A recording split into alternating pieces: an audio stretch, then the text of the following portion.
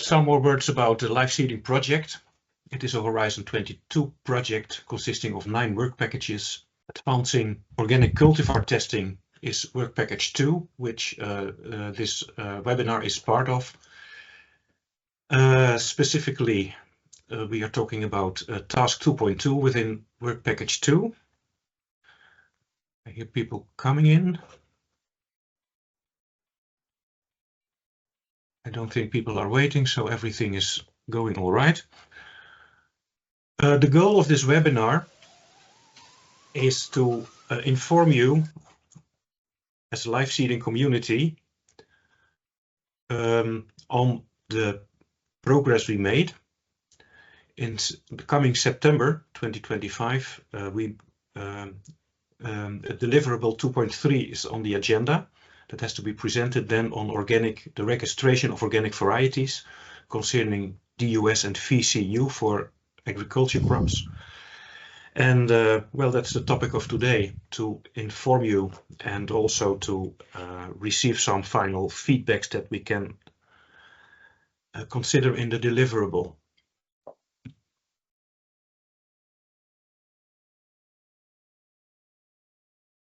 I already sent you the program for today, for this morning.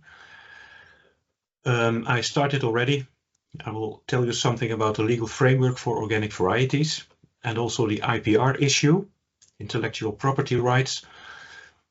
Next, Anna from CREA will take over the floor with a presentation of the relevance for organic VCU and how the Italian official bodies deal with organic VCU. Next will be a presentation, hopefully from Poland, but I didn't hear from them, unfortunately, if they managed to have a presentation. So we will see if they join or not. 11 o'clock, David Hidro from GFS France will tell us the situation in France about the VCU system and the organic VCU testing as well. We will close with an overview of some more European countries and recommendations that we want to present in the deliverable and a discussion about it. So that's about what is on the agenda this morning. The official registration of plant varieties in the EU is important to supply high-quality seeds and planting material of healthy and high-performing varieties, and also to protect the breeders by plant breeders' rights and plant variety protection. On the one side, on the other hand, also the users, so that they know what they buy and gives a lot of certainty to them in the market.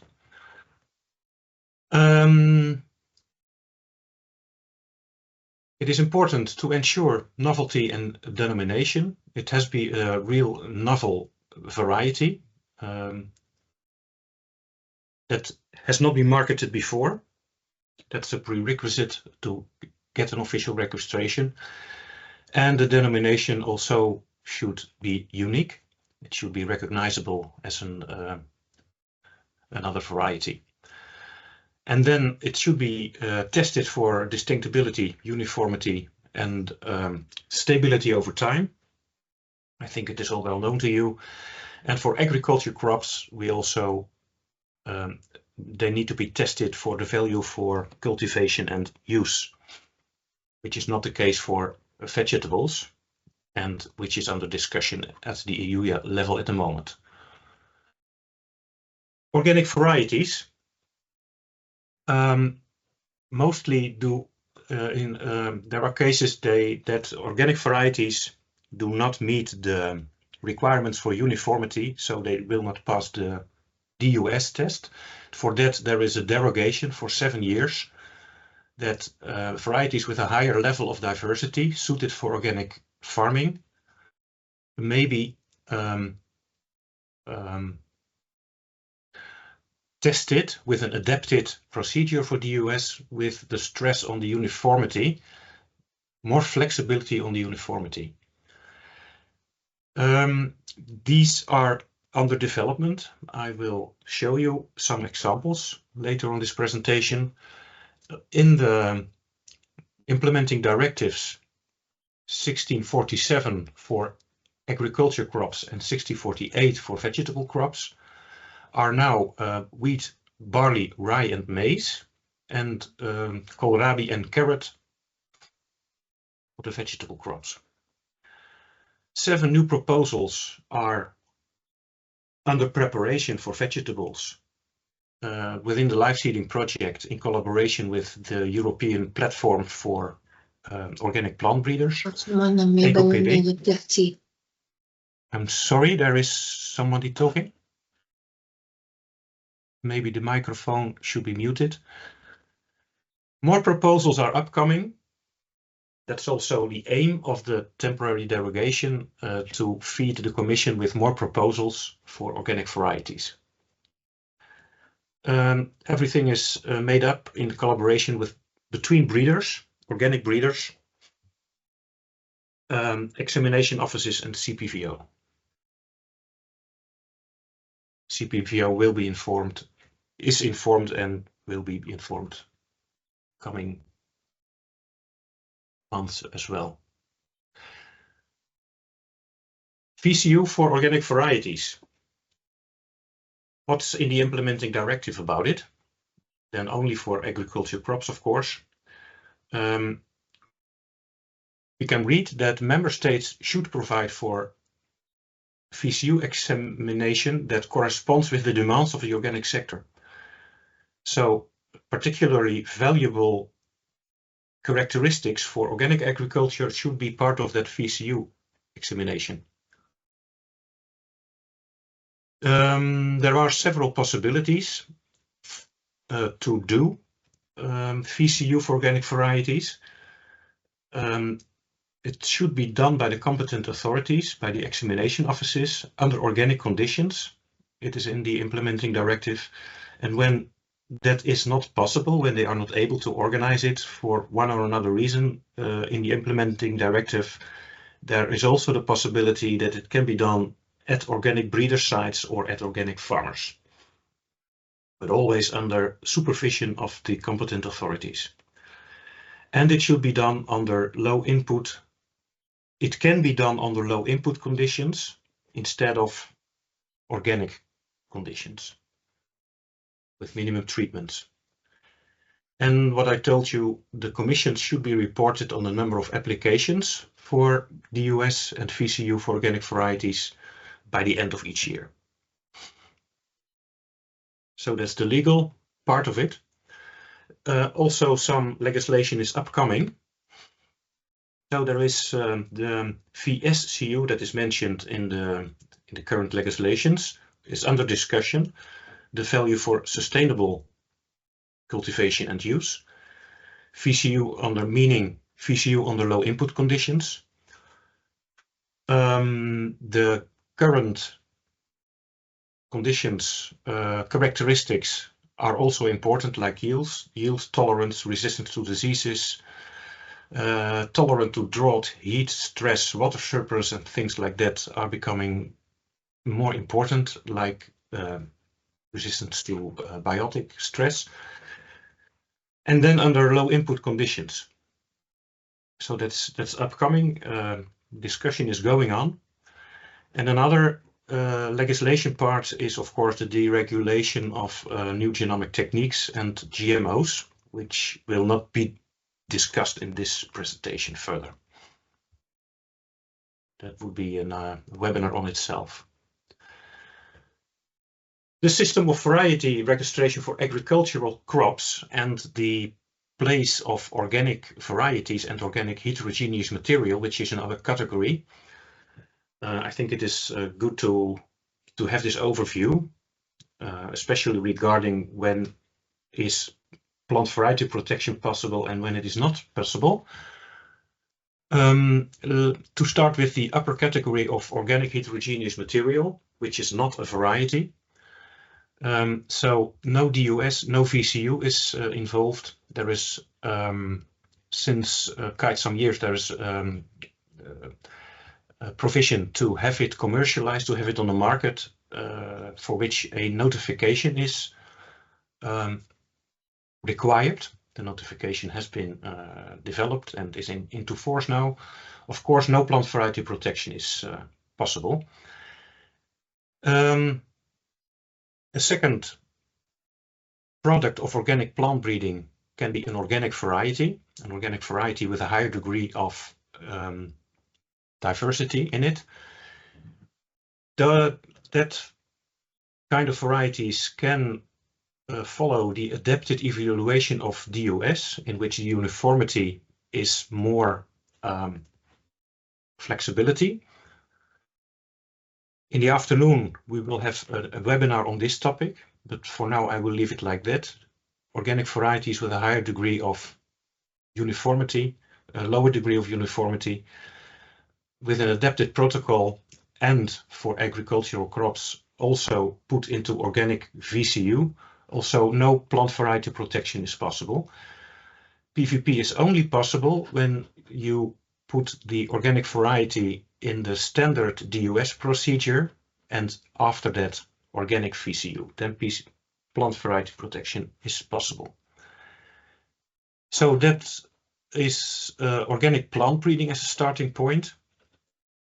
There are also currently a lot of varieties suited to organic farming coming from conventional plant breeding, which you see on the blue colored items.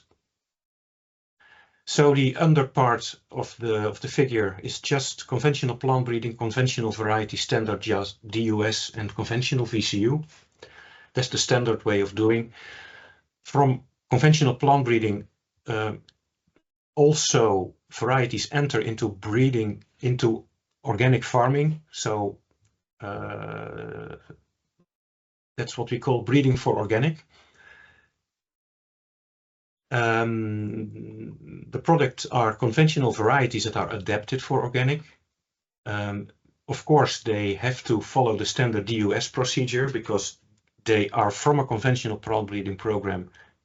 They have the standard uniformity, go through the standard DUS, and then there is a choice to put them into conventional VCU or organic VCU. Both cases, plant variety protection is possible because all the CPVO procedures have been followed. Then I give the floor to Anna. Yes. You could see on the program, you have the presentation. Can you share your screen? I try. I will stop.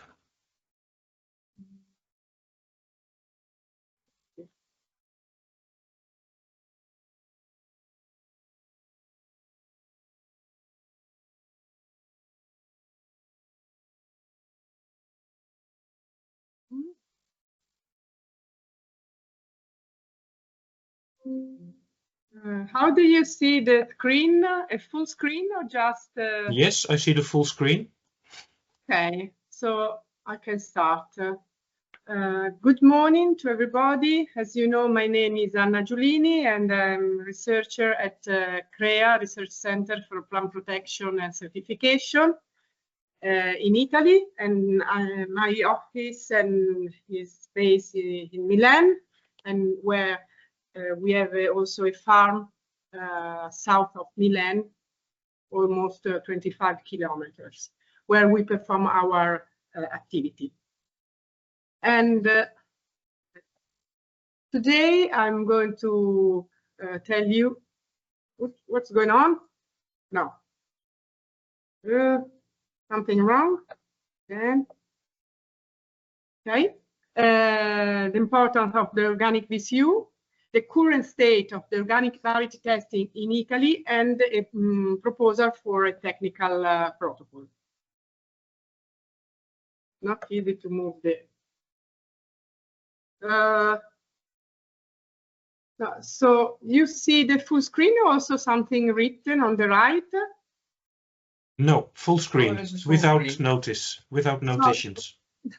Okay, so as you know, to the breeders to put their new variety, the seed on new variety on the market, they have to register the variety on the at the national level, and they can choose which member state. And in the registration, the CREA DC is responsible for the procedure in Italy, and we perform the VCU, the DUS test, and the VCU test. In the DUS test, we evaluate the distinguibility, uniformity, and stability of the new variety, and in the VCU test, we observe the value for cultivation and use of the new varieties. And for the directive of the 90 of the 2003, it's for the VCU test, we have to assess the yield, the abiotic and abiotic resistance, and the quality characteristics. But each member state can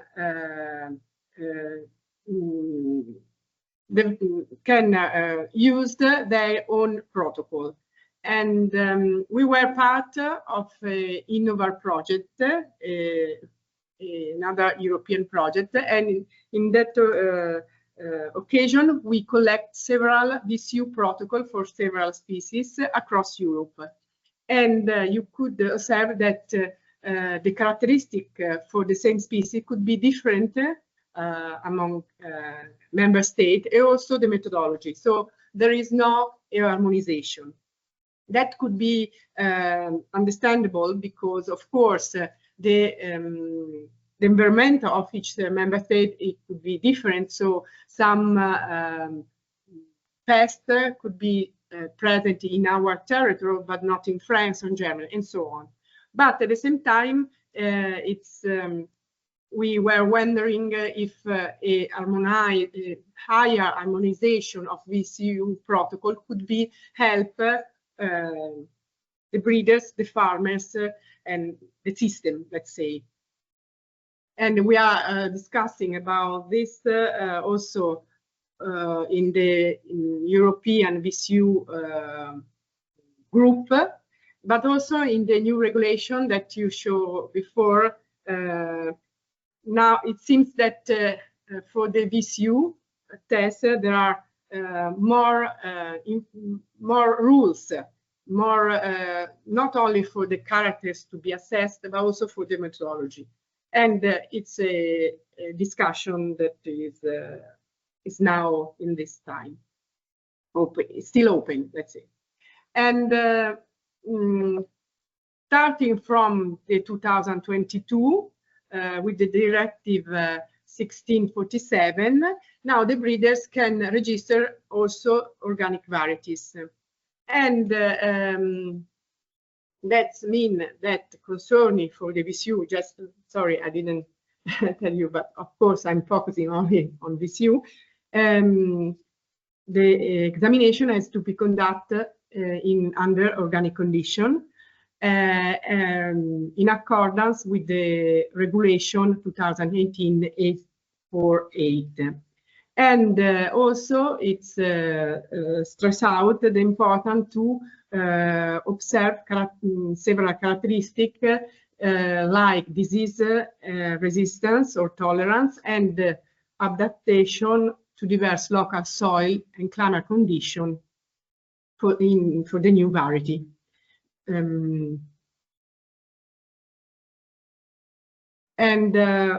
This evaluation, accurate evaluation of different genotypes play a crucial role in ensuring that farmers can access high-performing plant varieties and contribute to sustainable food production. So it's true that it's a harder work for us that are the body that carry on the examination of the new variety. But of course, when we give our when we will release a new variety for organic cultivation, we are sure that we will have on the market genotypes with higher value. If our Ministry of Agriculture, taking into account the Directive 1647 of the 2022, we establish with our advice the criteria to be adopted for developing the protocol for VCU for organic varieties. And in the 2023, the ministry published the regulation in which it's written that now the breeder can, since that date, register organic variety. But since now, we haven't received yet an application. Sorry.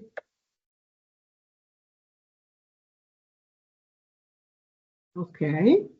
And in this, concerning the criteria that we established with the ministry, in the protocol, we consider that for the VCU, we should have at least 3 locations chosen with the area where the crop is spread in our country, and also 1 location in a marginal area.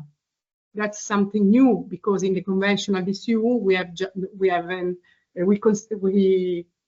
a field in marginal area. Also, we would prefer to have a evaluation in certified farm or organic farm. It's true that in the European regulation, it's possible also to perform the VCU test in not certified farm, but we are looking for a certified farm. And also, well, in Italy, as a CREA-DC, we are a coordinator of the activity. That's not, and so we are not going to perform all VCU trial in our farms. One reason we have no, but for several reasons. One, because the field has to be across all Italy. So we are, even if we have a lot of farms in our country, but we have we need the specific location. But also because this is the main issue. So we we coordinate activity and we perform the VCU trial in other farms. And the person that has to collect the characters has to be qualified. And so should be breeders or staff that has already technician that are performing also the activity for the conventional VCU. And concerning the observation, we would like to consider the characters that we are observing for conventional VCU, like they are different for concerning the species that we considered. But also we would like to focus on the test for resistance tolerance to specific pathogens, and we would like to adopt different approach.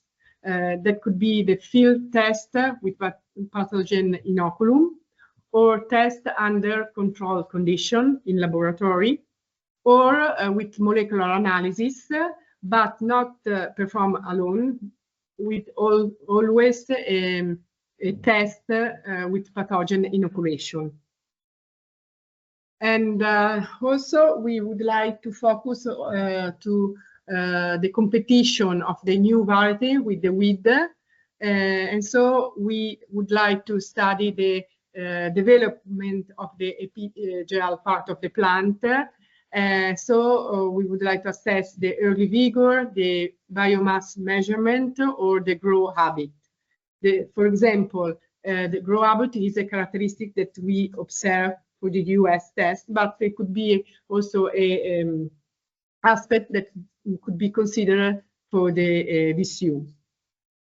Another aspect that is very important that we are not performing now for the conventional VCU is the capacity of the new variety to use the nitrogen, also or other input, the efficiency, how the plant can use the nitrogen, and also the water.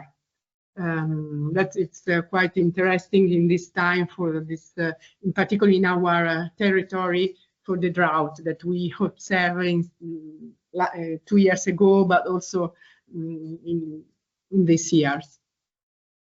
And of course, we consider the qualitative characteristic of the varieties. This is just some aspects that we want to consider, but we haven't developed a protocol specific for each species.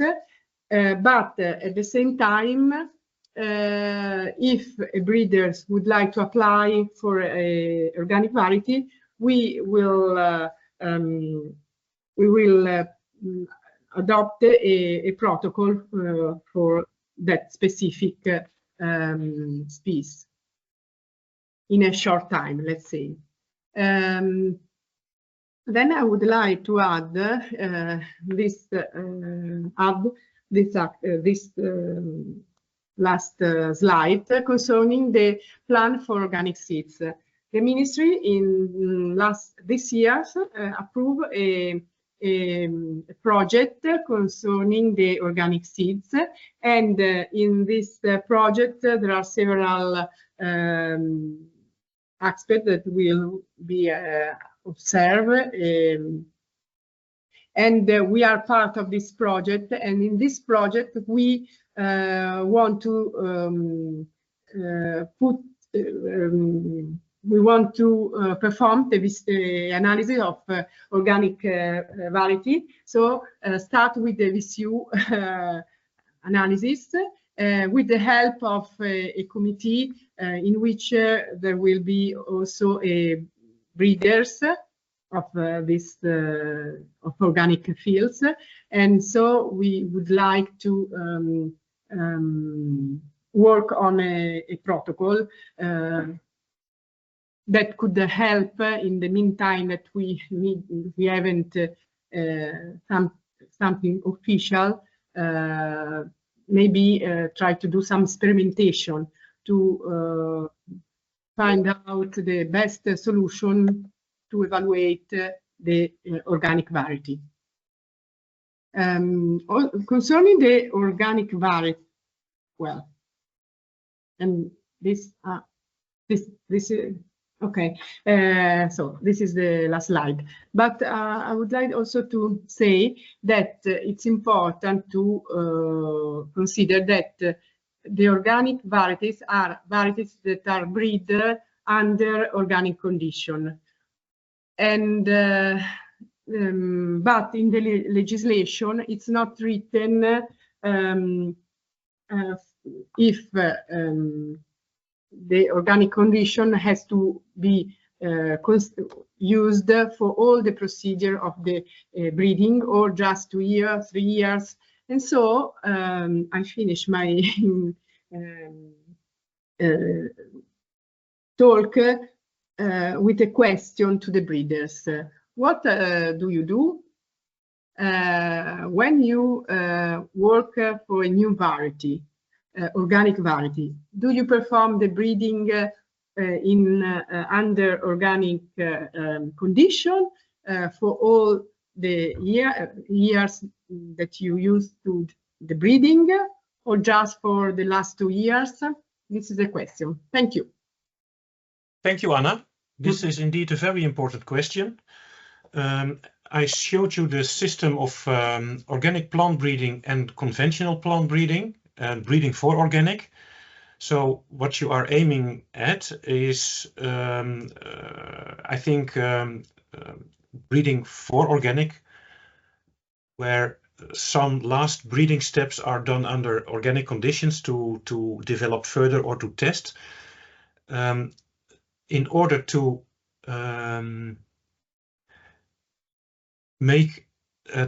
to enter the adjusted evaluation procedure for organic varieties, we think in live seeding it is very important that there is a very strict definition of an organic variety to prevent cultivars that are coming from conventional plant breeding and that are not very uniform enter into the system of an organic variety. I think in any case that should be prohibited. And therefore, within live seeding, we made a very clear definition. Indeed, it is not very clear in the legislation, the definition for now, but it should be. We made proposals. It has been presented. In the afternoon webinar, I will go a little deeper in that. So if you are interested to hear about that, I invite you to join us in the afternoon as well. You asked questions to the breeders about this. I will first give the floor to Monica because she raised her hand. And another thing is that David Hidro just joined us. He excused him for being a little late, but I knew about it. So very welcome, David. First, the floor to Monica. Yeah, I just wanted to come back to the question of Anna, and I think it's important to differentiate that when we talk about variety that has the claim or label organic varieties, we have this very clear distinction where will be discussed more in detail in the afternoon, and that's very important, especially for adjusted DUS, as that's only valid for organic bred varieties and not for all other varieties.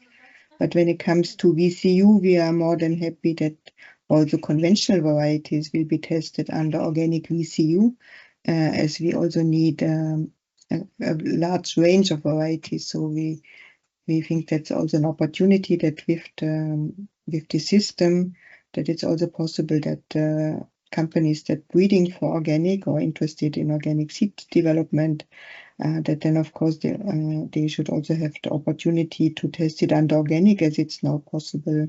For example, in Germany, that you can choose where you want to have it tested, but it's not possible in many other countries. So if the system is established for organic variety testing, that's also an opportunity for conventional bred varieties to be tested, but they should then not be claimed organic variety, but they then should be claimed tested under organic VCU, which is a difference.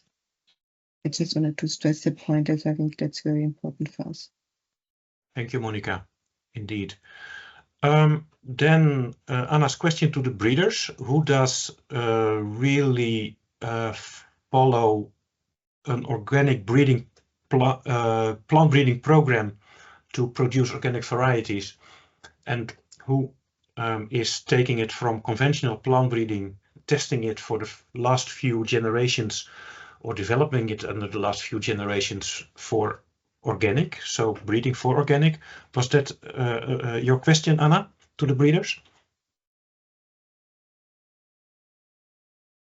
No, the question is when they do the breeding to obtain an organic variety, do they perform the activity all the years under organic condition, or just the last 2 years, or I don't know, the last 3 years?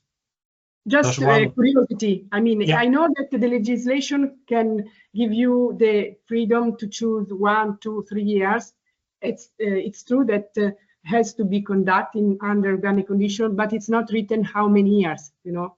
So just the curiosity how it works. in the breeding, organic breeding world. Thank you. Does one of the breeders who were present want to react on this? Maybe Carl? No? Okay. Can you hear me? Thank you. Yeah, sorry too. Carl? Can you hear me? Yes. Excellent. Yes. So I think in EcoPB, so the European Consortium for Organic Plant Breeding, there are quite a few organic breeders. Also in Italy, I know from a durum wheat breeding program, which is under organic from the crossing onwards. Also all our breeding programs at Dortmund-Hof, but also our colleagues in Switzerland and in Germany have fully organic breeding programs for quite a lot of crops, wheat, barley, oats, and also vegetables. So for organic breeders, it was just always everything organic. So we didn't really think about when it starts. So as Apko mentioned, we came up with a definition within live seeding, also in collaboration with EcoPB. And for self-pollinating species, it's mainly from the crossing onwards. And there are also specific number of years now really specified for the different types of crops. It's quite complicated because potatoes are different from wheat and are different from open pollinated varieties. But I think we came up with a very good definition within live seeding. And from the practical side, I can just say there are many initiatives working already with this definition. And others who want to join can now use this definition. Hopefully we can make it legally binding, because now it's a private definition, but it could be used in future legislation. Thank you. Maybe if I can add to if we look at the scheme displayed on the screen, Anna, your question relates to the line with blue and green, breeding for organic. So this is what Monica explained, where only part of the program, for example, 2 years, as you suggested, this goes with the standard DUS, and there can be an organic VCU in that case, but it's not, it's an option. And so with a display tested under organic conditions, which is different from what Carl just explained. This is the green organic variety line with here again 2 options regarding DUS, but organic VCU in that case. Yeah. Sorry, but it's not now the law. The breeding product, your scheme, breeding program, organic plant breeding program. It's all under organic condition, but it's not. I mean, you can also do just 2 years. It's not like you have in this scheme. Now, So what's this is your idea, but the law permits the breeders to register in an organic variety, even if the organic variety has been produced only for 2 years under organic condition. Am I right? Yeah, but you would like to have this scheme as a law. It is a proposal from EcoPB and live seeding, and it is not a law at the moment. Okay. Do you want to reflect on this, Monica?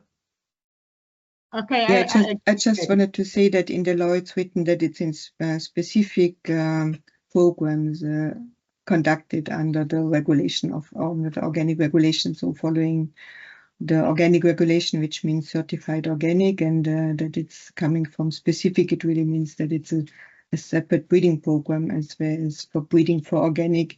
That is the outcome of that cultivars are really also for conventional, but so they decide at certain point which cultivar might be better suited for conventional or for organic, but they don't have these specific breeding programs. And I think it's in the basic law it has not written the number of years, or when it exactly has to start, as this might also be, as Carl explained, different a bit if you talk about potato, or if you talk about like where the starting point, if you make mass selection from a population, or if you start from crosses, and if it's vegetative propagated or an annual or an biannual crop. So that's why we actually also try to make it more precise so that it's more clearer for the different crop species.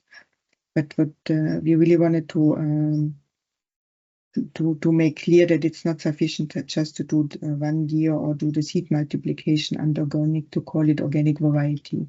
Because that it's not, because the idea it's really that organic plant breeding takes place under organic conditions, so that during the breeding process the crops can get adjusted to organic growing conditions, which is the main aim, which then should also be reflected in the organic VCU. And I think that's the difference between the full green and the green blue versions. And as I said, we are very happy that the conventional is also testing them under organic VCU whenever this is possible and established in the different countries. But they should not call them organic varieties. They should call them tested under organic VCU. Yeah, conventional variety tested under organic VCU. Thanks for the explanation. I see another hand from Carl.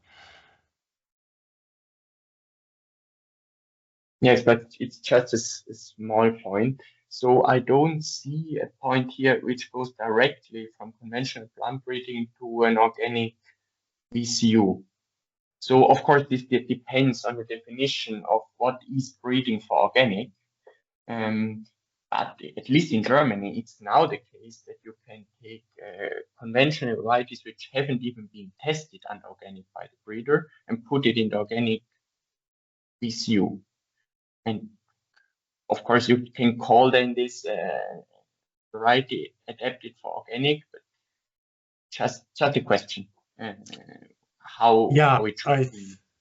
I agree with you. It is not really clear what's the difference between conventional breeding and breeding for organic. I think it is also not very necessary to define that difference. So that implies when it is not very important to distinguish it via an official definition, you can also draw an arrow from a conventional variety to organic VCU, I think. And why not? I mean, when it is a variety with very useful characteristics for organic farming, well, please put it into VCU. And when good results come of it, well, okay, then the farmer has one choice more. I think that's no problem. And whether you call it then breeding for organic or a variety from a conventional variety suited to organic, I think that's not a very important discussion. I have one or two short informative questions for Anna. You explained that you will need that you decided that you want to have 3 locations in a separate area in Italy. I think that's about the pedoclimatic conditions that differ from the north to the south. So 3 locations in each area plus 1 marginal also in that specific area. So that means you will need a lot of organic testing facilities in Italy. Do you have an idea how many would that be in Italy, or is it already set up in Italy? Well, I have already contacted several farmers that have a certified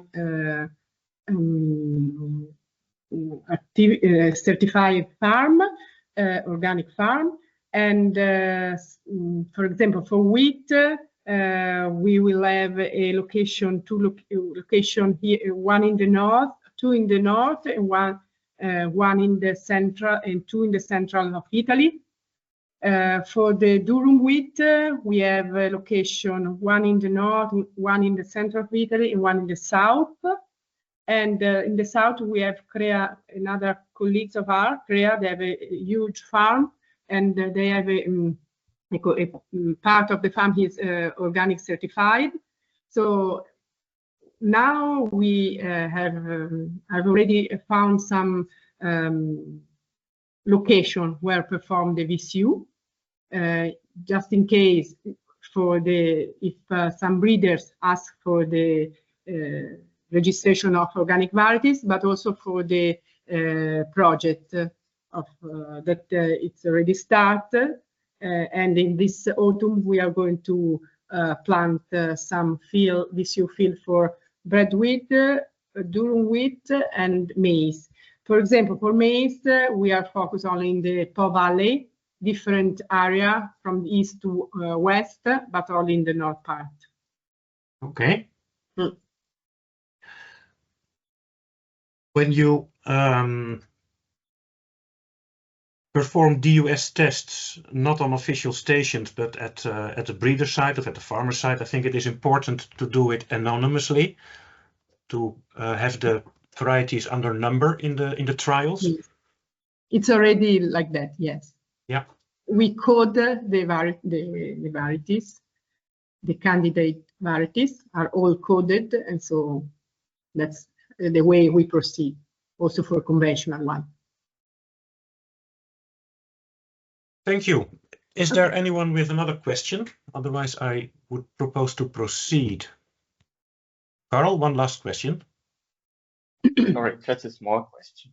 So the seeds for the organic test, we also have this issue in Germany for organic VCU trials. It would be great if they would be organic. You know, the seeds are certified organic. That's not the case in Germany. That's a little bit the weakness of our organic VCU, because the authorities don't ask for them to be organic. So we know that the conventional breeders, they use conventional seed. And that's may be or may not be an advantage. And just the question is, what would be your ideas about this point? Do you ask for organic certification of the seeds in organic VCUs or not?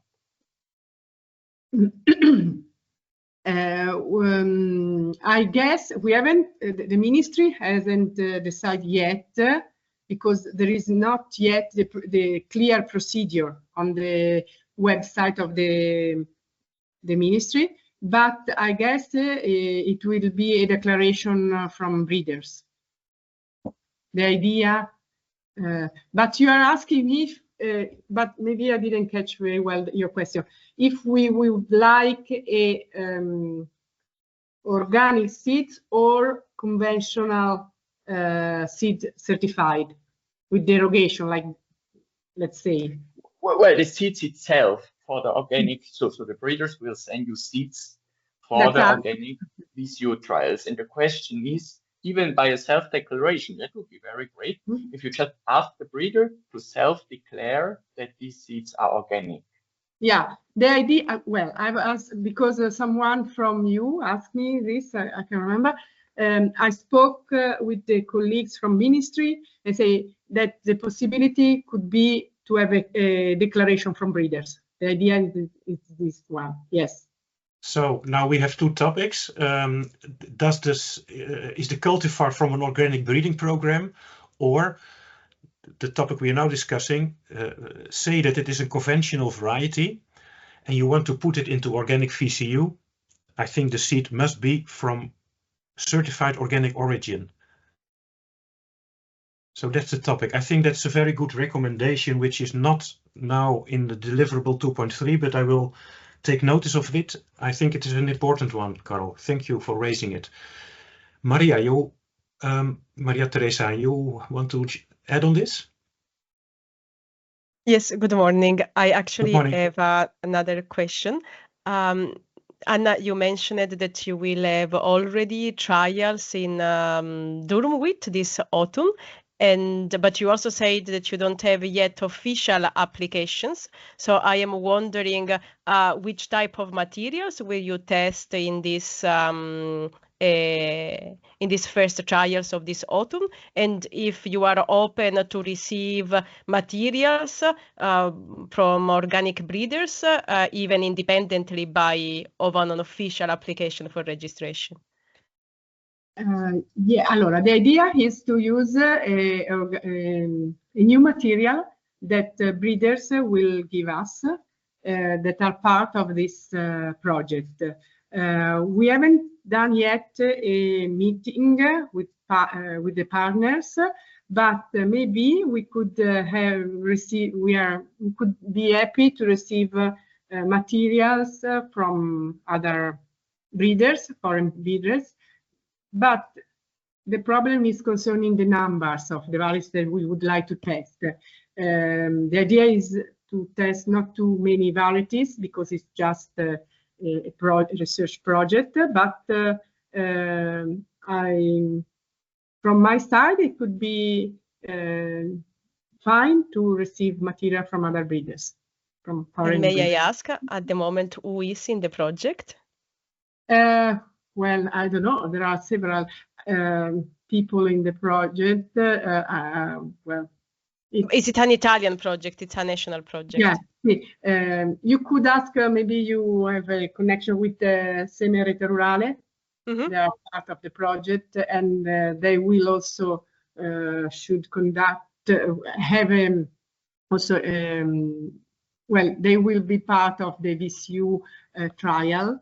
I don't know yet in which way, how, but they of course help us for the discussion, for the protocol, for everything. So.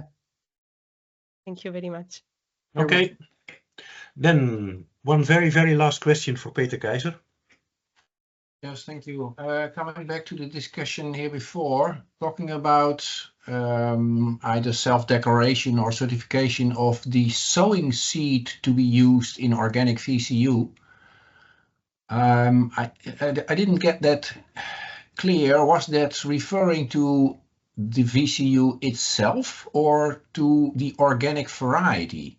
And I'm asking because we also noticed that we would very much like potential interesting varieties coming from breeding for organic or maybe even conventional plant breeding to be tested under organic VCU.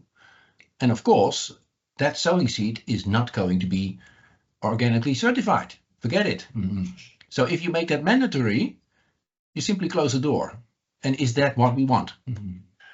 Mm-hmm. I think we do not want to close the door. I think also we do not close the door because it only is dealing about the production of the sowing seed. The production should be under organic conditions. And I agree that that is important because it might happen that when you produce your seed under conventional conditions, you have another quality of sowing seed than when you produce it under organic conditions. So it's only the one or last two multiplication steps that should be under conventional, to my opinion. And under the last steps that should be under organic. And just to say, we're not closing the door because if you want to breed for organic and want to test under organic, you also know that by law all seed must be organic and that we want to phase out all the derogations. So I think in this step we are really pushing two goals: to have 100% organic seed and having it tested. And just scientifically speaking, I think it's important to avoid the bias if some are organic produced seed and the other one comes from a field where there, let's say, heavily pesticide have been applied or a lot of fertilizer, which might influence, for example, the vigor of the plant and might give them an advantage that they would not see if the material actually would come from organic seed, it's really what we should pushing for. So I think in an official test for organic VCU, the seed must be organic because otherwise why we should test something officially for organic and then even not keeping our own rules. Yeah. Because it's a legal test. There is a remark from David in the chat. He is not very sure, but he thinks organic seeds are not mandatory for organic VCU in France. So that's some kind of the opposite reaction, but he will check. No, but it's also it's almost certainly the case what David says, but we want to have an improvement on this point also in Germany. Yeah. So it has to make better in the future. Yeah. Sorry. Yeah. So I will put it in the recommendations. Thanks for this conclusion, for this discussion. And I will correspond with you, of course, with the deliverable 2.3 if I put it in correctly. I think we should go to the next speaker, David. He joined us. I will stop sharing my screen. Please, David, share your screen and go ahead. Good morning, everyone. I hope you're all right. Thank you to invite me this morning. I guess sorry, I've been late, so I didn't know if the Polish presentation already been done. Okay, never mind. Yeah, I see the Polish persons from Koburu are not present, and okay. So no presentation from their side. So, sorry, they are in the meeting. There is Thomas and. Oh, there is. Okay, I'm sorry. And but I can start. Yeah, sure, but just for APCO to know. Yeah. Okay. Thank you. I was not aware of that. Then can I don't see it on my list, but anyway, I see Edward. So yeah, you are scheduled, Edward, first. Can I give you the floor, Edward, with a presentation or? Yeah, good morning, everyone. Good morning. I'd like to present information about the current status of organic VCU testing in our country. Okay, then. Now I'd like Mr. Raswalka to present, to show the presentation on the screen. Thank you. Thank you very much. We started our activities earlier than 2021, but since 2021 we intensified this work. The work is done is continued till now. This year we started to produce first recommended lists of conventional varieties for ecological farming. Next one, please. Next slide, please. Oh, yeah, okay, I can do this.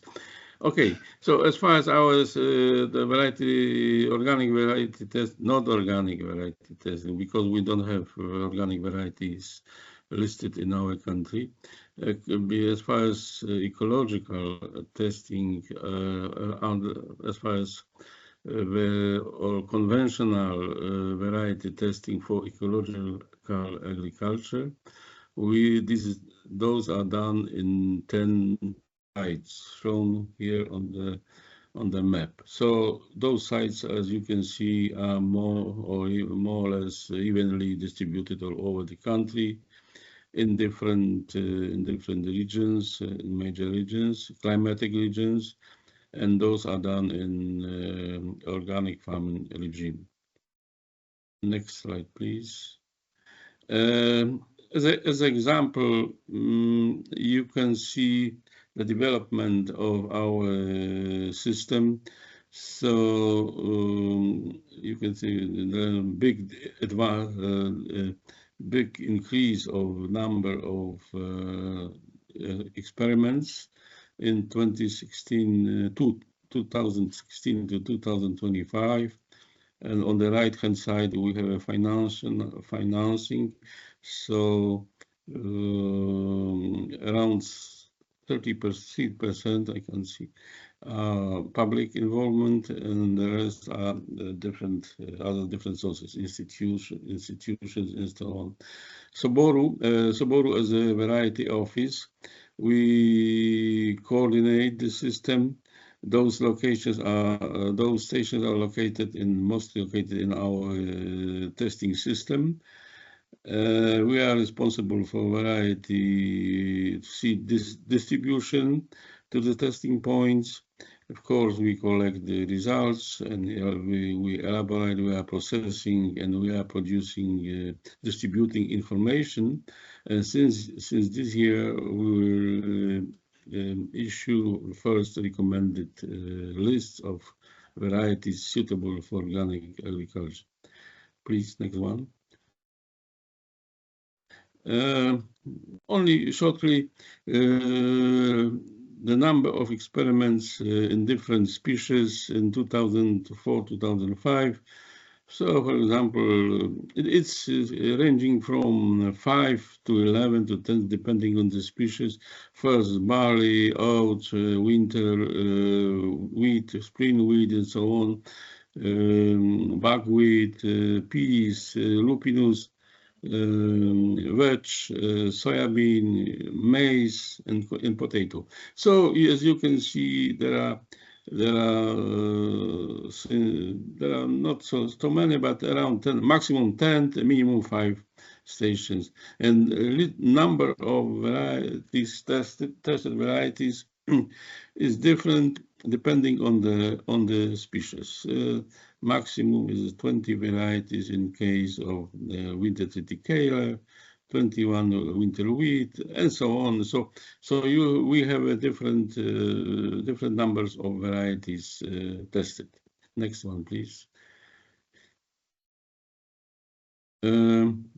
Now a few words about the recommendation, our recommendation activities in case of varieties suitable for organic agriculture.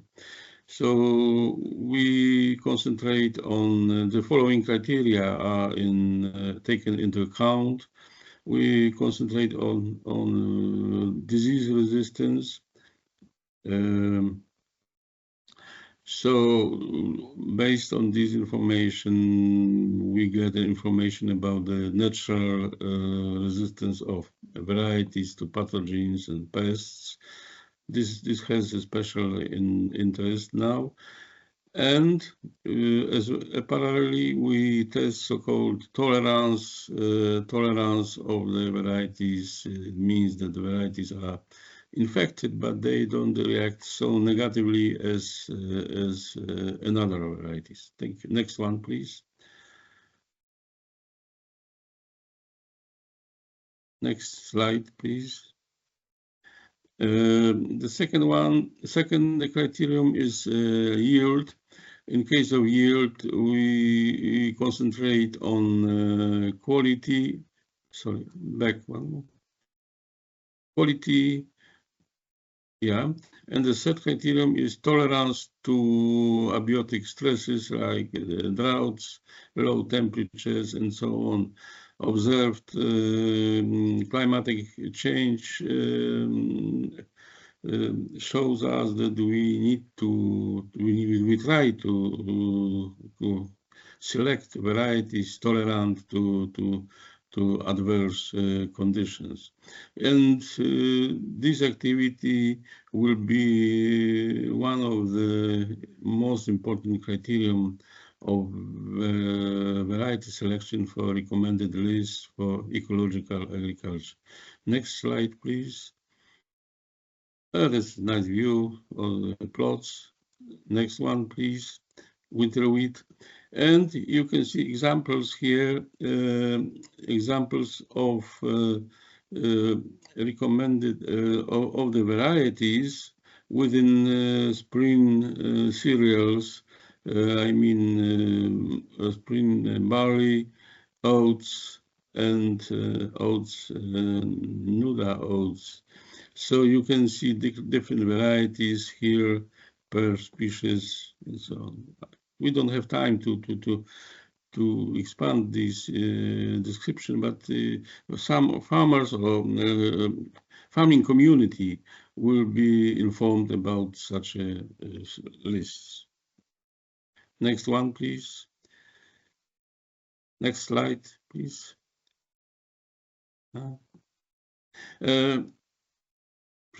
Another crops, and yeah, another spring crops, spring wheat, orchish, and buckwheat. So we selected varieties which could be recommended for organic farming community. Next slide, please.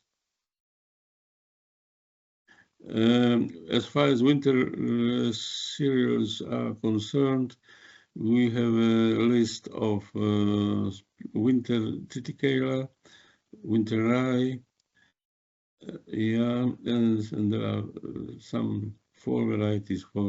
Next one, please. Leguminous crops. So we have a recommendation for this group of plants for peas, lupinus, narrow lupinus, and soybean. It's very interesting here that we found the differences between the varieties big enough that allowed us to produce such a list. So especially important in soya, not only, but in other leguminous crops as well. Next one, please. Potato. Potato is an important crop tested in organic agriculture. Unfortunately, not organic varieties, but conventional conventional varieties. And we have a few, 6 varieties, which presented, which will be presented, which will be on the recommended list of these species. Next one, please.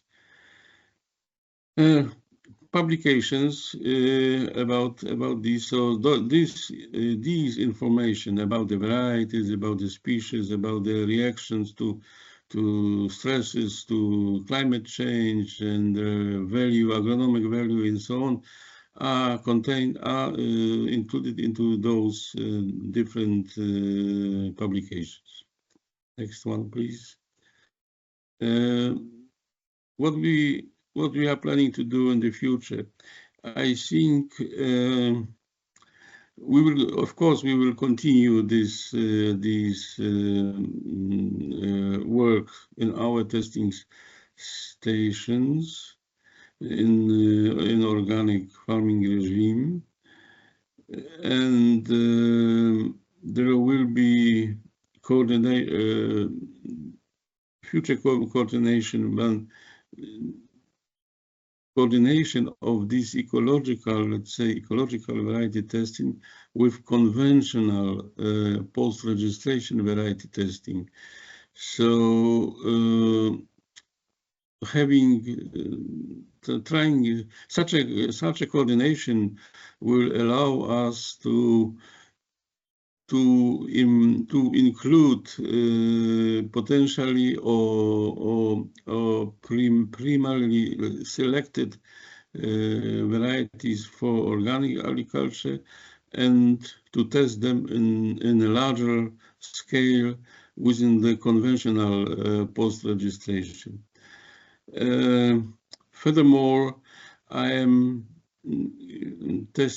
are testing now seed-linked program, and within the spring barley, in conventional spring barley and conventional seed soybean, and we are thinking and we are planning to develop to introduce a seedling system into the organic farming organic farming community. I see we'll start this work next spring, and depending on the crops, most probably the soybean and other crops, some agricultural crops and so on, using seed-linked system. And the last is public is the distribution of the results. So we are trying to improve the present system of publishing of the results. We are using different channels to do this, but we still see some necessities to improve the system. Next one, please. And to summarize here, to the last one, I think, is we produce publications, traditional publications, centrally by Soboru concerning the conventional and conventional varieties for conventional farming, and extra publications with the varieties, conventional varieties for ecological farming. And similar publications are produced on the regional level. It means on voivodeship level, we have 16 voivodeships, and each voivodeship produces such a publication. So next one, if I think it's just some pictures concerning showing our activities within the organic farming variety testing. Thank you very much for your attention. Excuse me for very short, very quick overview, but the topic is very broad, and so I could not spend too much time. We are limited by them. Thank you very much, Edward. Thank you very much for this short term as well. Thank you for the informative talk about the Polish VCU system. It was also a nice lesson in the Polish language, a little bit. So we will send you translated in the nearest future, next week. Yeah. Thank you. Next week. Excuse us for this, because it is a holiday time. I am out of the office now, so I find time, and we did our best to produce this presentation. Yeah, sorry, Edward, for the short term. Thank you for being with us and having this nice presentation. So you have a very nice organic VCU system in Poland, but there are no organic cultivars yet. No. Quite an extensive system on many stations. So for quite some crops, you also, I guess, you developed protocols. That's also very interesting to have more details on that, on the protocols for VCU, organic VCU testing for different crop species. What's also interesting is that you try to integrate VCU with post-registration testing. I think that's a good opportunity to keep the cost as low as possible and to have the system as efficient as possible, and to involve stakeholders with the testing system. You mentioned SeedLinked. SeedLinked is an app that has been developed in the United States for vegetable crops. It involves farmers who want to test varieties, and via a very easy system of ranking, you can let them score some not too difficult traits. So maybe the quality of the data is not so good, but the amount of data you get from a lot of sites, I think that's a very, very valuable proposition of the SeedLink system. Okay, that's enough talk from my side. David, I see your hand raised. Yes, thank you, Amco. I would like just to thank Edward for this short presentation. It is a short presentation, but it shows us a lot of work, and I would like to congratulate all the Polish team to the huge work they did, because when I look at 140 experimental area and on 17 species in just a few years, it's yeah, we can imagine the work they did before to arrive at this level. So thank you. And just one question: you talk about 200 varieties. Are they just new varieties in their application, or are there also post-registration variety? Please repeat the question. I don't understand. Yeah, no problem. I just want to. You said 200 varieties, yeah? Yeah, you speak about 200 variety. I just wanted to know if it is only new application, Yes. under registration, or you take into account post-registration variety? Oh, no, this is not the case. Just in one. We have a well-developed post-registration variety testing system in these for all agricultural crops under conventional conditions, and within this system there are much more varieties tested. But talking about organic testing for organic purposes, I was thinking to use some, because you saw on the map that we have a 10 stations network, and this network is, of course, those stations are also running conventional post-registration testing.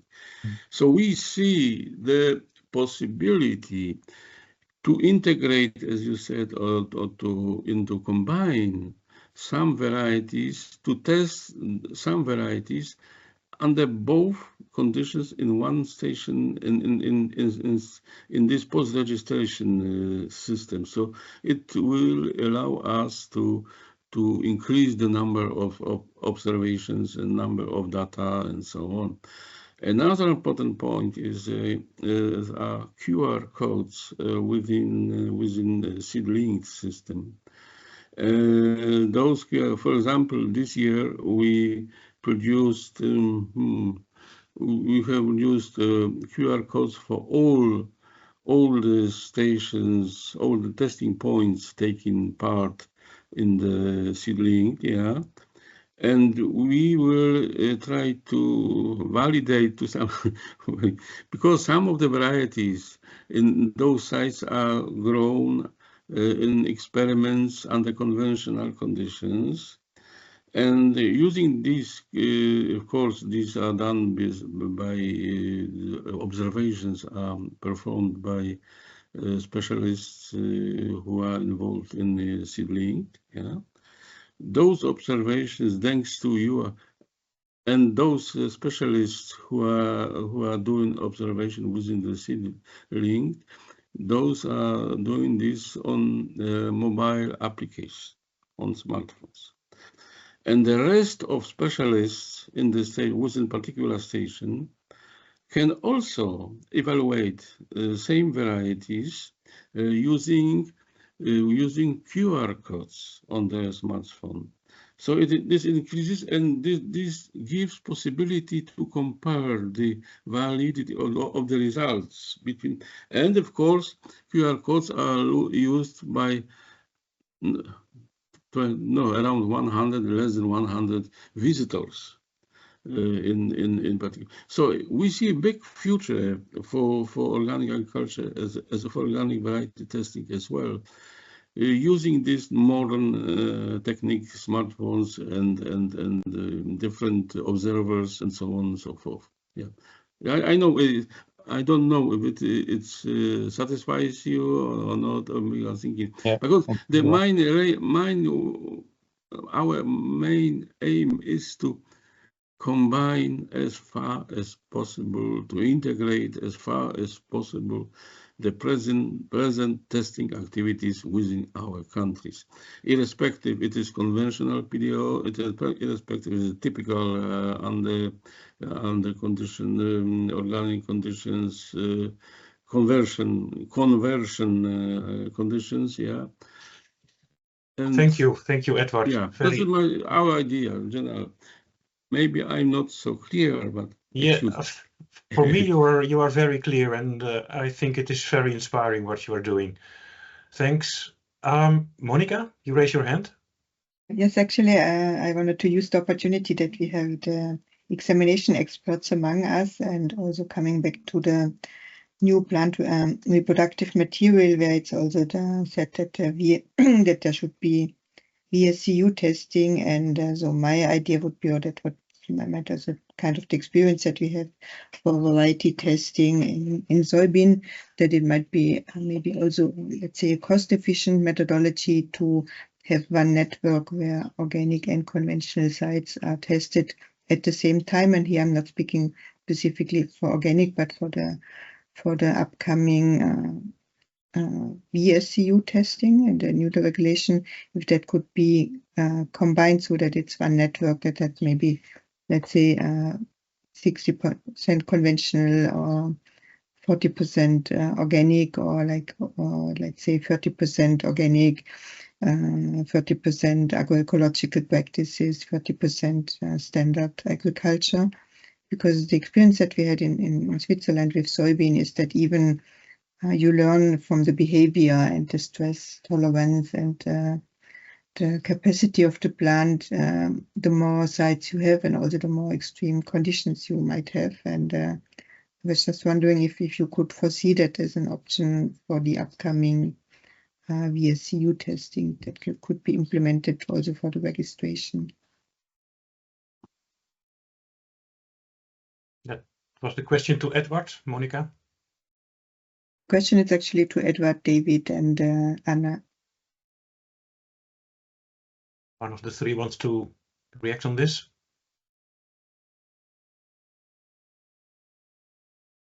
I think it is, it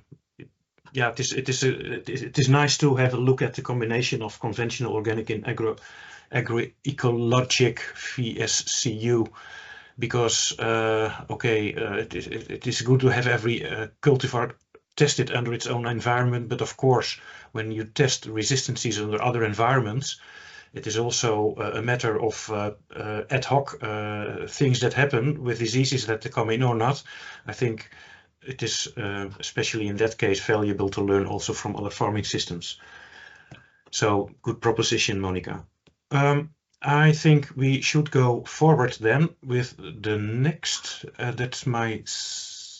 That's David. Okay, David, please take the floor with your presentation. Yes, thank you. I will try to be quick because I guess we don't have many time. Thank you. And if there is some discussion after, it will be more interesting maybe. Yeah, do you see my presentation? Yes, yes.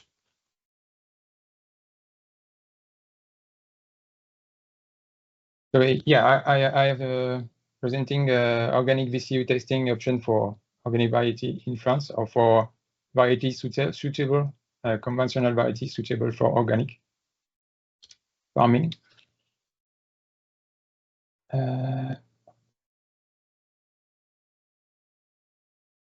So just a few elements of context. So organic farming in France, it is about 2,071 million hectares.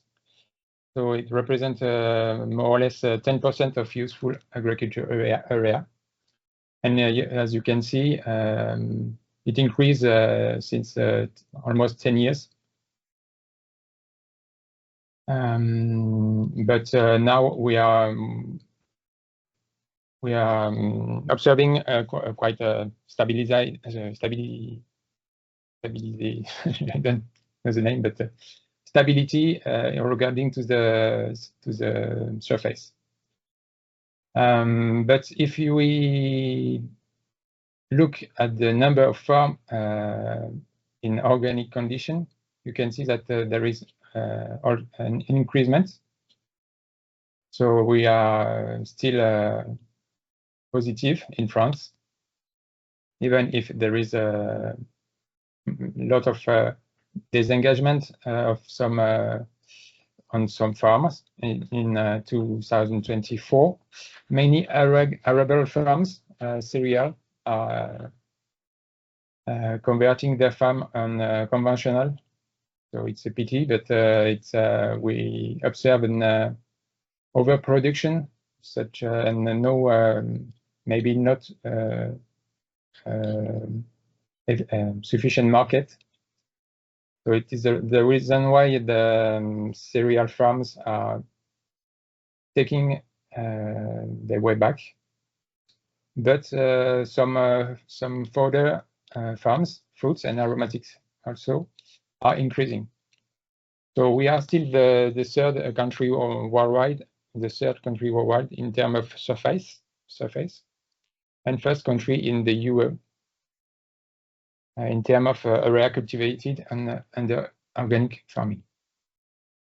So as you can see on this table, we can thanks fodder and winter wheat crops to represent almost 60% of the surface in organic condition in France.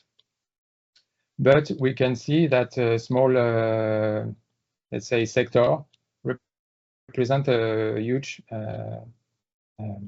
percentage of organic that you can see in fruits or soybean, oats, rice.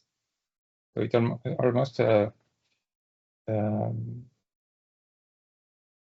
represent a lot of organic area.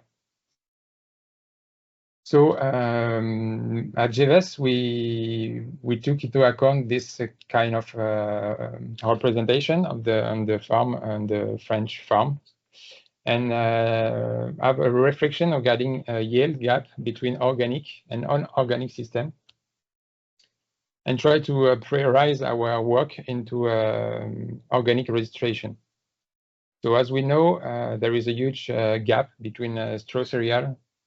Straw cereals are very affected by organic condition regarding to the disponibility of nitrogen, mostly. And we study all the, let's say, this gap between organic and non-organic systems. With this work, we try to prioritize our efforts for organic farming and for organic farming experiment. So since 2011, yeah, we took into account this kind of observation. And we try to create a new network or new trials to follow the organic demand of the seed company. So we start in 2010 with our first organic network in winter wheat. I will come back later on winter wheat network, but it represents around 10 trials in France, and it is we have our own dedicated network with partners for winter wheat and durum wheat. So it is completely organic farm, organic trials for this kind of application. And regarding the calendar, we step by step we find and we develop trials, organic trials, to take into account durum wheat application, triticale, winter oats, soybean, spring oilseed flax, and last year broad beans. So for two crops, as I said, we have dedicated network, and for the other one, we complete the conventional network with organic network. And of course, we let us the opportunity to answer to the sectors, to the seed company, to add more species case by case. So if we take an example of winter wheat VCU trial adaptation, so we speak about 12 trials split into the more or less the winter wheat sector producer in France. And we also study more characters than in the traditional evaluation. For example, the covering power, we to take into account this kind of characteristics, sorry. And also to answer proper characterization of the variety with respect of logging, septoria, of powdery mildew. The variety will also be introduced into a few untreated trials in the traditional network to test burnt resistance, for example.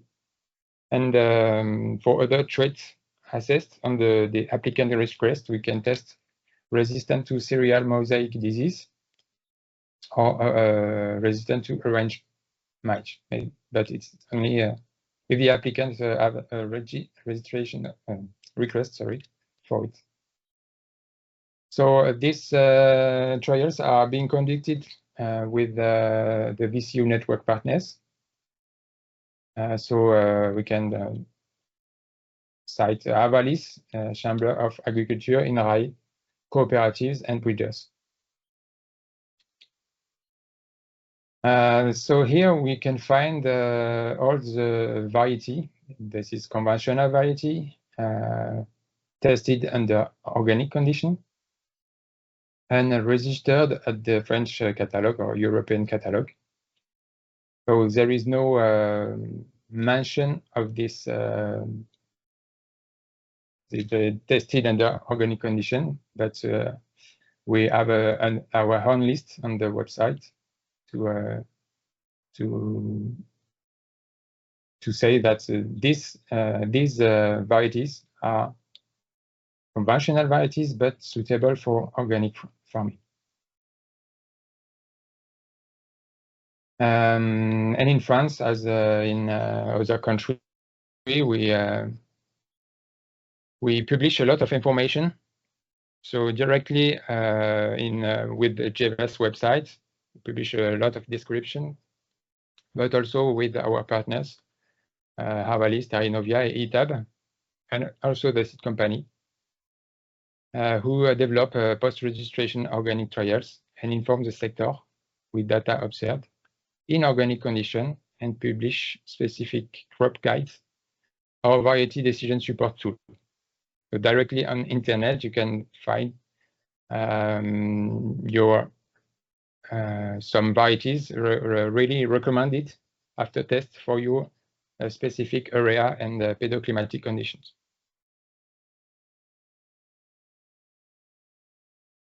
So it was short, but maybe we can have a discussion and. Thank you, David, for keeping it short, but very informative anyhow.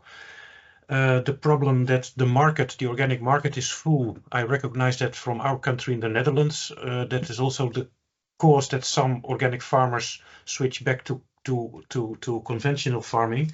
So next to the availability of seeds, also the development of the market, I think, is important to go forward with the organic sector. Okay. You also take quite some effort to involve the partners in the value chain of seeds into the system, how to design the tests and the characteristics that are important, communication with separate recommended lists for organic and for conventional. I think that's important for the information. Yeah. I will go forward to my own presentation, skipping a little part of the slides I wanted to share.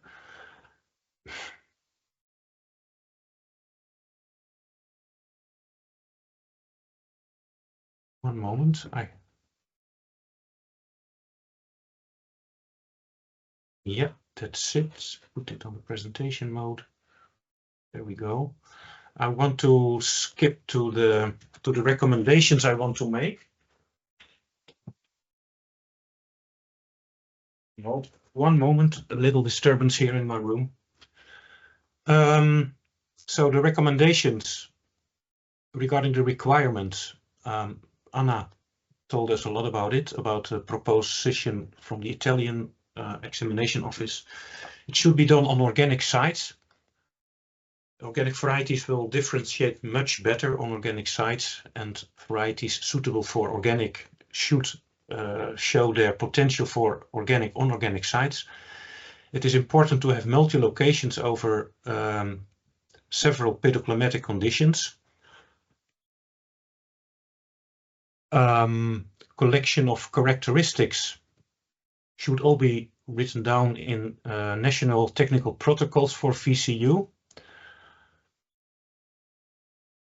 The example from Italy is also that resistance and tolerances should be assessed by using different approaches. Those characteristics are very important for organic, so I think it's a good idea to have it thoroughly tested. And also under field conditions, you are not always sure if a certain pathogen will lead to an infection or not. So double check is good, I think. Nitrogen use efficiency is an important characteristic. A question from my side is how to do that technically, how to write it into a technical protocol. But that's a more detailed discussion. We don't want to do it now. And then the plant morphological habits regarding to weed competition, early vigor, soil cover, and things like that, and quantitative characteristics for the user. I have 3 slides of recommendations. So this is the second regarding the infrastructure. I think it is important, especially for smaller breeders, to allow them access to the market with good organic varieties, to have no additional costs for the breeder. That means that we should aim for a high efficient system. Of course, it should suit the infrastructure in the member states, in all countries. That's the case now already. All countries have different VCU infrastructures. Partially they are paid by government, or partially paid by government, or like in other countries, the breeder have to pay for all the costs of the VCU testing. So that's also very much a different of the possibilities to keep the costs as low as possible. Integration of several VCU systems, organic, conventional VCU, and also VCU for sustainability cultivation and use should be integrated. It is also valuable to learn from the results from all the different systems, to integrate it in one database and to communicate with it. Allow conventional candidate varieties in at least organic VCU systems to also allow them to be grown by organic farmers, to give that information. Avoid double costs, like I learned from Lithuania, I think. They have organic VCU, but it is additional to the current VCU, so that should be avoided. And we recommend to have one structure for VCSU, if possible, to do it on organic sites altogether. So only have VSCU on organic sites, because that's the best proposition for sustainability, I think. Further, not only use on-station trials, but also use farmer sites and the sites of breeders, for instance. You should take care that the data quality is good. You need qualified staff, and you need supervision and or accreditation by the examination office, which was also mentioned by Anna in Italy as one of the recommendations or the proposals for the system. But the data quality can also improve because you are testing under real farm conditions. So that's an advantage of a system to do it not only on station. Further, please have a look at innovative, frugal options, frugal with low inputs, so to say, low cost. One of the things that is a very interesting is to include it in post-registration trials. Everything to gain as much as data as possible and have the use of the seed-linked system, which we explained earlier this presentation. Communication, I think, is also important. Communication of the results of the VCU. At least there should be two separate tables in recommended lists, one for cultivar tested on regular VCU fields and one tested on organic VCU fields, meaning that those varieties are more or less, depending on their ranking, suitable for organic growers. Both farming systems should have suited information for their specific farming system. Users and breeders should be involved in the process for VCU, which characteristics are important, how to set up and on which sites should we do the testing. At least a statement. The last part of the slide is a statement. An easier access to the market of varieties suited to sustainable and organic is an important prerequisite to achieve the goals of the EU Green Deal Farm to Fork strategy. Therefore, I think at least a partial government funding for official organic variety testing is reasonable and needed, especially for small-scale breeders to develop such varieties. When there is no government funding, I think it is difficult to keep the costs on the level that is now for VCU, and to reach the policy goals. I think it is good to have also partially funded it to promote the access of organic varieties and varieties suited for organic to the market. So very briefly, those are the recommendations. Maybe there are questions about this at this moment, informative questions, remarks.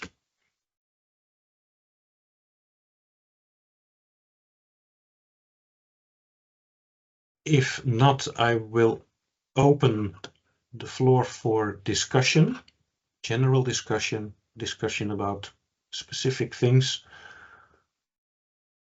Who can I give the floor for the discussion? We have about a quarter for the discussion. Fred, please. Thank you, Abko and David, for your presentations. I found in David and Jerry's presentation the scheme on how to prioritize the crops for a specific VCU protocol for organic very inspiring. And maybe it could be also suggested in the recommendation to adapt the system also according to the country context. And maybe this is something to suggest. Yeah. Okay. And second point, sorry. Okay. What specific about the prioritization you think is a good idea for the recommendation? I think the share of organic for each crop, for example, when 40% of the crops are grown under organic conditions, it's quite representative, and it encourages to have specific protocols. And also when the yield gap is maybe not so high, maybe it could be less urgent to develop specific protocols. But I leave my colleagues react to this if they disagree. But I think I think it's interesting. The second point also I'd like to raise, I didn't hear anything about for cereal and wheat in particular, something about common bunt resistance, and should it be assessed specifically for the organic sector, because this is an issue for which conventional wheat have some conventional treatments, chemical treatments. So yeah, should it be recommended as well or not? I don't know. I leave it open for discussion. Thank you. Okay, thank you, Fred. It is a part of resistances, and I think also the health of the seed when it is produced from generation to generation, the common bunt. We have a wheat breeder in our midst. Maybe Carl, can you make a comment on this? Yes, but first I would have a question to David in this respect, because you mentioned common band, if I understood correctly in your presentation, and you said that it is tested in the conventional setting. I was quite surprised to hear this. So in Germany, we don't test for common band, and I have to warn because it's not a trivial issue at all, because in band there are races, and the races are quite different. So with Stephanie, we will put up maps where we try to map out a little bit the band resistances. It's quite complicated. It shouldn't be oversimplified. Band is not just resistant or not. It's much more complicated than this. And I think it will be difficult to integrate it in general. Okay. Okay. Thank you for this answer. But there will be upcoming literature and I think training material on this by Stefan herself. Yeah, it has been an important topic also of live seed and live seeding, the project, the common band problem in cereals. So research is still going on. Thanks. Then Freya raised her hand. Please take the floor. Yes, thank you very much. I would have two questions. One to David. Thank you very much for this view. It's yeah, especially for oat, it's very obvious that if almost 40% of the oat is growing in organic production, then there is a high need to have like a VCU adapted maybe to organic or under organic conditions. In this table, you used fruits and vegetables as cumulated. Do you have some more data, like a breakdown of data for fruits and vegetables? I don't know, maybe you can share this with us or with me. And then my second question would be more as we sent out this policy brief to the large consortium, to everyone in the live seeding, and I saw that some people made some comments, but at the moment very few. My question would be, from the workshop today and in the afternoon, are there some main policy recommendations that we might take up that are not integrated into the policy brief at the moment? And I think we already discussed that there should be a larger or an additional policy brief by the end of this year on VCU and DUS in detail, but maybe just on the definition of this organic breeding. And I think these flowcharts, Akko, you presented in the beginning of this presentation today, we also use these flowcharts in the policy brief. So the question would be, out of this workshop today, or these two workshops today, maybe just to keep in mind, maybe there are maybe one or two additional things we could add to this policy brief. Thank you, Freya. We will have a look if some additional things can be added to the policy brief. You mean policy brief number 2, an encouragement to everybody to have a look at policy brief 2 and leave your comments. By next week. Sorry? By next week. By next week, Monday? Yeah, I think so. As soon as possible.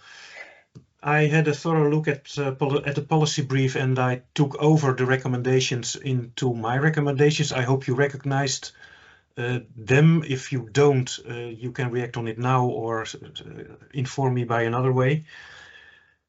Okay. Thank you. Next hand, Monica. Yeah, just also wanted to comment on the band part, and I think it's for testing if the band it's if there's band or not. It doesn't matter so much if you do that under organic or conventional, as even I'm sorry, there is one microphone open.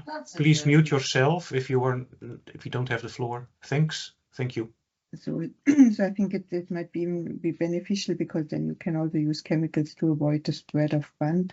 And for the races, I agree that there are races, but there's also a differential set of cultivars available, and there's also in some countries available which races are in the country, so you would not need to test all races, but you would need to test those races that are present in your region. And I think that that might be interesting, or to need to be considered, that the races might need to be updated like every 3 years, for example, to be sure that you have the newest banned races that are available in your country, as it will not be possible to test against all races, and you don't want to introduce new races to your country. Yeah, we have more, of course, we have more examples of pathogens with very much races involved in salad, in potato. Maybe we can learn from that how we deal with that. Also for the common bunt in wheat. Virginie, your hand. Please take the floor. Yes, many thanks. Good morning, everyone. Very sorry about the delay. So I'm Virginie Berthoud. I'm in charge of the national coordination of the National Listing Committee in France. Whatever the species, whatever the crops, whatever conventional and organic. And many thanks for the organization of this webinar. And again, very sorry about my delay for this morning. I was stuck somewhere else in another meeting. So to comment a bit about regarding the issues raised by different people, a few details regarding the bunt test we carried out in France. This is in very specific trial in specific, in labs, not on the field. And so we have a dedicated trial for that, and I can provide you with the protocol if needed, and there are some reference on the websites of GEVES if needed. I didn't check if it was available in English. For sure it's in French, so it's a pity, but many thanks to intelligence, artificial intelligence, you can maybe switch it and translate it very easily in English. And if necessary, please feel free to come back to us when needed. And just to react a bit regarding the recommendation you may raise, or you may edit after this webinar, regarding whether we need to implement a dedicated network regarding the acreage of organic production in the national territory. I would like to raise one example regarding fodder crops. So in France, it's quite important regarding organic production. Nonetheless, we do not have any dedicated breeding to assess organic production for fodder crops. So in my understanding, it might be not that very useful to create a specific dedicated trial to address a specific allegation, which is obviously not the case currently in fodder crops, because we do not have organic breeding, or at least breeding dedicated to organic production for fodder crops. So that's an issue for me, or at least a pragmatic approach I would like to raise. And to comment a bit on the example that David gave you. We only have organic dedicated network only on wheat and durum wheat, because this is the only species currently so far we have been asked to assess a specific variety suitable for organic production. To be clear, if it happens in the coming days, months, I don't know, that someone, an applicant, asks for an evaluation of a dedicated variety specific for organic production, we will be in charge of organizing a new dedicated network to assess this allegation. So that's to be very clear. So far, currently, we only have to assess on a routine basis varieties dedicated for organic production only on wheat and durum wheat. That's fine. Thank you. Okay, thank you, Virginie. Yeah, we understand the system that you follow the organic demand as leading the offer, your offer to set up an organic testing system for VCU. But I think for the fodder crop part, I think it is not particularly necessary that you have organic varieties to start up an organic testing system. Also, conventional fodder crops, it may be important to have them tested under organic conditions, especially when you introduce, for instance, leguminous clover crops, for instance, as a fodder crop. They might perform really different under organic conditions than they do under conventional conditions. So that's a remark from my side. Maybe just to add on that, there are actually organic breeders that concentrate on fodder crops. The one it's NADI, that's the research institute in Romania that working on, for example, alfalfa crop, but then also in Switzerland, Agroscope, it's they're having quite a strong fodder breeding program, and they actually do many of their crops under organic, doing the selection under organic conditions. So they also have one organic, which is that one variety that was declared as organic before there was the organic variety possibility to do that. And I think that's, so I think it depends, but and there the reason of Agroscope also to change for organic was because for fodder crops, you have a lot of organic production, that it's a big part of the acreage that we have. And there we also have, at least in Switzerland, very strong regulations, even for conventional farming, concerning the limitation of fertilizer, etc., so that the testing under organic, it's also, let's say, a political incentive to manage this grassland more ecologically. Yes, okay, yeah, indeed, the limitation, the legal limitations of the nitrogen fertilization of fodder crops is limited in a lot of countries, also in the Netherlands. So yeah, that's an argument to test them under organic conditions as well.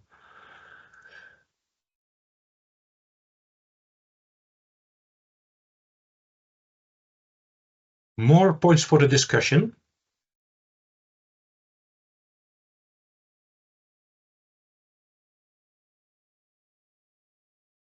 So we are 2 minutes past 12. Oh, one hand. There is Kostas, please take the floor. Yeah, thank you very much for this very informative webinar. I'm just wondering if what we are currently striving for in the framework, it will be an advantage, it will be good for the organic breeders, or we are creating an advantageous framework for conventional breeders. I think with the current proposed system, we are offering more advantages for the conventional breeders to bring their seeds in the organic market. Okay, for the farmers, maybe it's not so bad, but for organic breeders, it's not. We don't have many incentives. The costs are too much, and of course, the recommendation for partially the government cover the cost would be good, but I think we have to work on more incentives. If we don't do it, we will not see many applications, and this is very important for our case and the live seeding. And just one comment that for countries like Greece, drought resistance would be more important, and that's from the technical point of view would be more complicated, and we have to propose something for the criteria and the framework. So I think there's a lot of work, but okay, we will have some development. I think the next period, and thanks to all, we'll have some improvement and development in the organic breeding sector. Thank you. Okay. You're also developing organic varieties, I know. Good luck with that, Kostas. Thank you. So then we are 5 minutes past 12. Thank you all for your contributions.